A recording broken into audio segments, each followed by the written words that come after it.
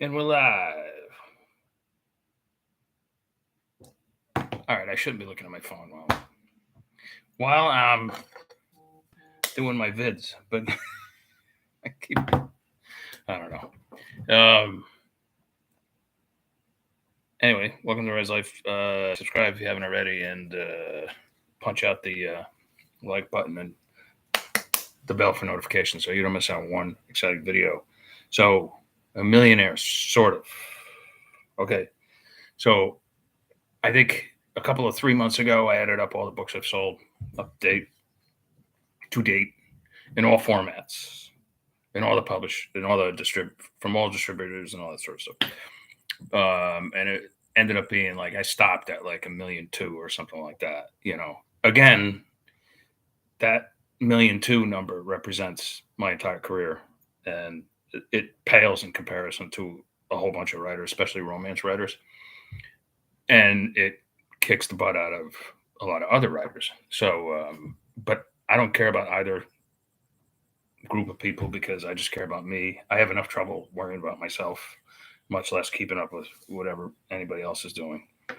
But yesterday's video and today's video sort of like are can be woven together a little bit in that they were both inspired by a posting that, and I wouldn't say he's an author friend, but he's an author acquaintance of mine, wrote about. He basically said, like there was a gold rush 10 years ago in indie publishing, anyway, and it's all done now. You basically, unless you have another form of income, you're basically can't write for a living or whatever. And I sorely disagree with him, but I think there's been no better time to be an author than right now. So many opportunities, new opportunities, like for instance, Substack.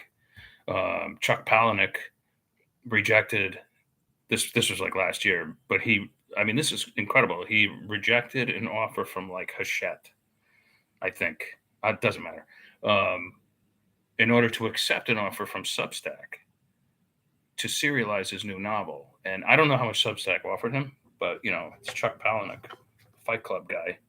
So I imagine it was pretty decent, right?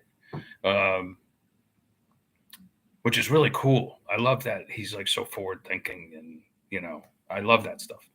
Anyway, so I added up all those books, okay? And so even if I got $1 on average for all those books, well then it only, and this is advances and books. And most of this money, 80% of this money I made between 2011 and now. So past 10 years or so. So it adds up. Like if I earn like $1 or $1.25, whatever, like, obviously it's into the millions of dollars. But am I a millionaire? not even close. Not even close. I pissed it all away. That's basically what I did. I not only pissed it all away on like literally like,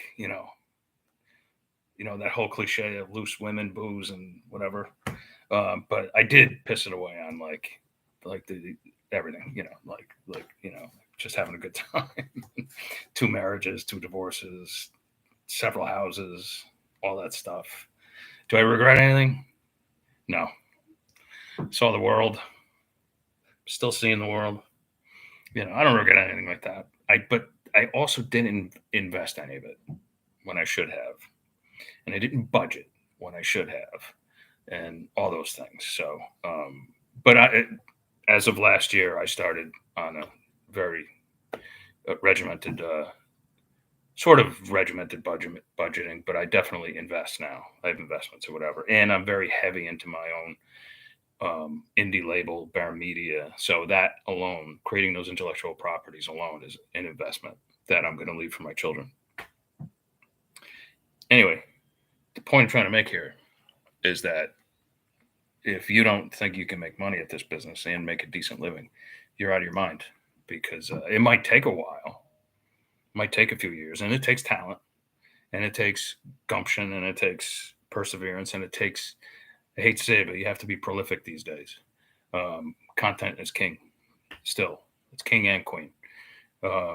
But if you have all those things, then you can definitely make a decent living.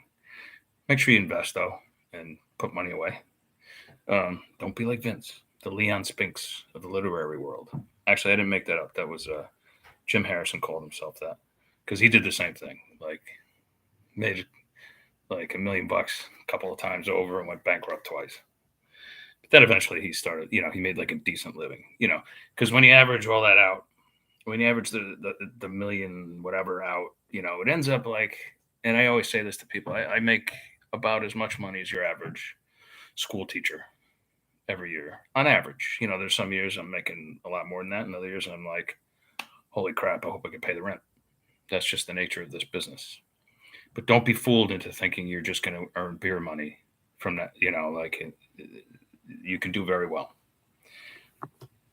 Got to stay optimistic about these things. All right, that's all I got to say today. I'm running way behind. I went to the BJ's with Mom today. That's always an adventure. And on Friday, I got to have my tooth pulled, and they're putting me out for that. So it's gonna be a weird week. Very strange. All right, I will check in with everybody tomorrow. Let's hope. Ciao, ciao.